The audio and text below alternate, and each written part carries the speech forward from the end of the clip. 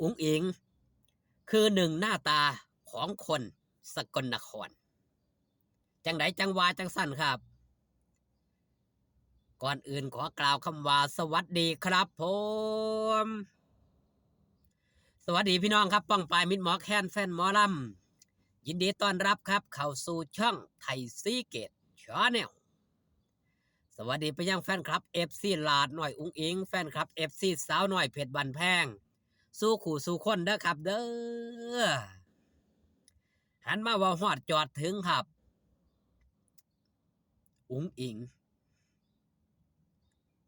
คืออีกหนึ่งหน้าตาของคนสกลนครพี่น้องหลายคนก็สิว่ามันเกี่ยวอีหยังกับคนสกลนครหลายคนบ่ฮู้ลาน้อยอุ๋งอิงก็เป็นอีกหนึ่งคน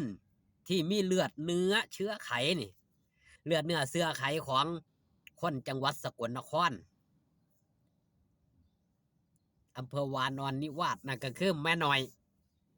เป็นคนสกลนครเมื่อคืนก็ถือว่าได้กลับมาเยี่ยมมายามพี่น้องทางกำสกลนครพี่น้องมิตรหมอแคนแฟนหมอลำนี่มาให้การต้อนรับลูกหลานชาวสกลนครกันอย่างล้นหลามลาน้อยอุ้งอิงนี่ถือว่าเป็นรุ่นหลานรุ่นเหลนก็ว่าได้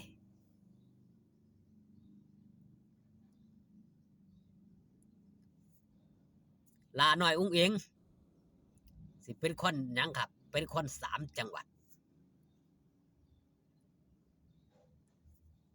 พอ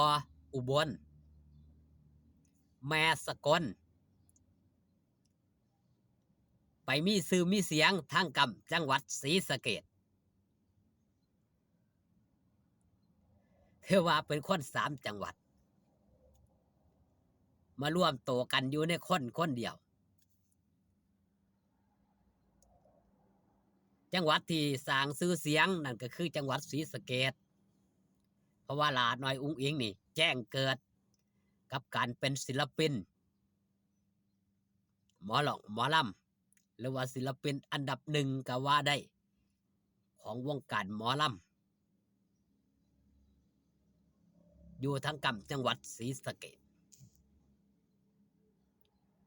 อีกบ่โดนบ่นานครับก็สิได้กลับไปเยี่ยมไปเยือนพี่น้องแถวอำเภอยังครับชานุมานจังหวัดอุบลราชธานีก็ถือว่าเป็นถิ่นกำเนิดถิ่นก่อเกิดอีกหม่องหนึ่งที่เคยอยู่บ้านเคยอยู่อูเคยนอนเคยพักเคยเศร้าปูก็อยู่หันนั่นก็ถือว่าลาน้อยอุ้งอิงนี่เป็นคนอยู่3 จังหวัดมาตั้งกำสกลนครนี่มือขึ้นนี่โอ้ยพี่น้องคนอุ่นหนาฟ้าข้างมากันยังล้นหลามบัตรการกุศลเนาะตามภาพที่พี่น้องในเบิ้งให้เบิ้งทางนี้ดีกว่าเนาะพี่น้องมันจะสิเห็นชัดอยู่โอ้เห็น เอานั่นละครับถือเป็นว่าพี่น้องแล่นไปเบิ้งเขาไปเบิ้งทั้งช่องพ่อแม่อุ้งอิงแฟนเพจหรือว่าช่องไอ้บอสโจเนาะหนุ่มโจและอีกหลายๆช่องครับที่ได้ถ่ายทำมาลงแอปแดงเฮาสิเห็นได้ว่าความเคลื่อนไหวของคนพี่น้องทางกำอำเภอโพนนาแก้วมือขึ้นนี่ก็อุ้ยอาญะค่ำขึ้นนี่ครับมือแรกนี่ก็เดินทางย้อนกลับไปอำเภอเฝ้าไร่คือเก่าตำบลเดิมนั่นคือตำบลอุดมพรว่าห่างกันอยู่10 กว่ากิโลจากที่เล่นอยู่หมู่บ้านก้อนนี้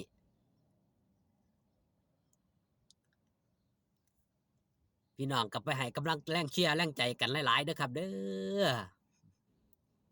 ความเป็นหน้าเป็นตาของหลาน้อยอุ๋งอิ๋งความเป็นศิลปินคุณภาพ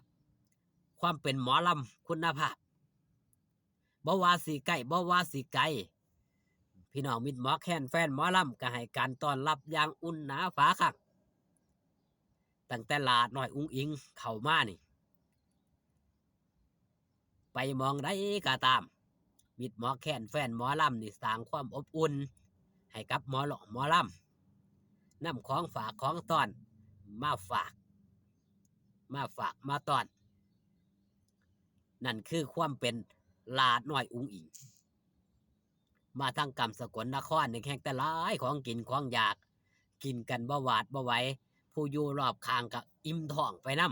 ำผู้เอามาให้ก็อิ่มบุญไปนำเอามาให้ผู้เดียวในนามของผู้เดียวครับนั่นคือหลาน้อยอุ๋งอิ๋งแต่บริวารผู้อยู่รอบข้างก็พลอยได้รับอานิสงส์ไปนำพี่น้องชาวสกลนครพวกก็ยินดีปรีดาเป็นอย่างยิ่ง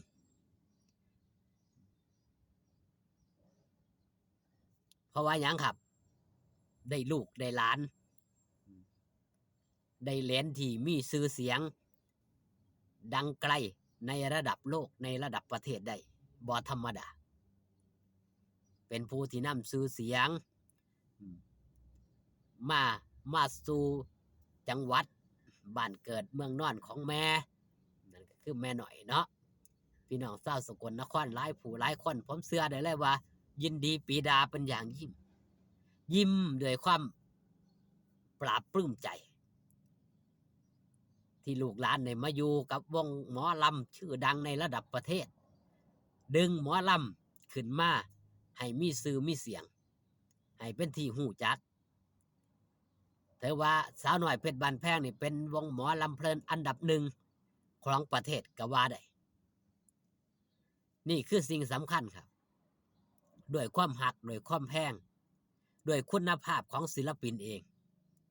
ไปมองได้ก็ตามพี่น้องมิตรหมอแค้นแฟนหมอลำก็หักก็หอมก็ให้การต้อนรับเป็นอย่างดี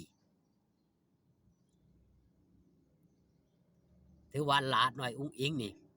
เป็นลูกเป็นหลานเนาะเป็นลูกในบ้านเป็นหวานในสวนของชาวสกลนครอีกผู้หนึ่งคำขึ้นนี่ก็อย่าลืมอย่าพลาดครับไปให้กำลังแรงเชียร์แรงใจกันคือเก่าคือเดิมเด้อครับเด้อตำบลอุดมพรอยู่เล่นอยู่ในโรงเรียนคลิปนี้ฝากตอนเอาไว้แต่เพียงสำเนีครับพ่อกันคลิปหน้าสบายดีครับผม